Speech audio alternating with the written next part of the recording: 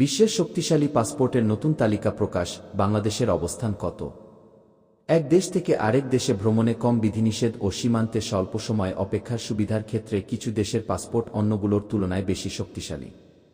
এমন পাসপোর্টের হালনাগাদ তালিকা প্রকাশ করেছে লন্ডন ভিত্তিক বৈশ্বিক নাগরিকত্ব ও আবাসন পরামর্শক প্রতিষ্ঠান হেনলি অ্যান্ড পার্টনার্স।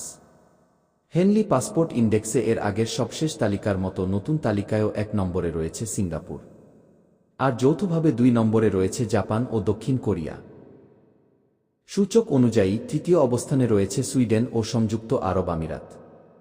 তালিকার চতুর্থ অবস্থানে আছে Belgium, Denmark, Finland, France, Germany, Ireland, Italy, Luxembourg, Netherlands, Norway, Spain এবং Switzerland.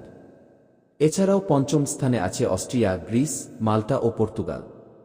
Hungary, Malaysia, New Zealand, Poland, Slovakia ও স্লোভেনিয়া আছে ষষ্ঠ অবস্থানে। আরও পড়ুন, নতুন তালিকায় ভিসা ছাড়াই যেসব দেশে যেতে পারবেন বাংলাদেশিরা। সপ্তম স্থানে আছে ৬০টি দেশ। সেগুলো হল অস্ট্রেলিয়া, ক্রোয়েশিয়া, চেক প্রজাতন্ত্র, এস্তোনিয়া, লাতভিয়া ও যুক্তরাজ্য।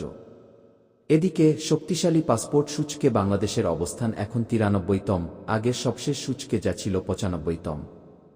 সেই হিসাবে নতুন তালিকায় ২ ধাপ এগিয়েছে বাংলাদেশ।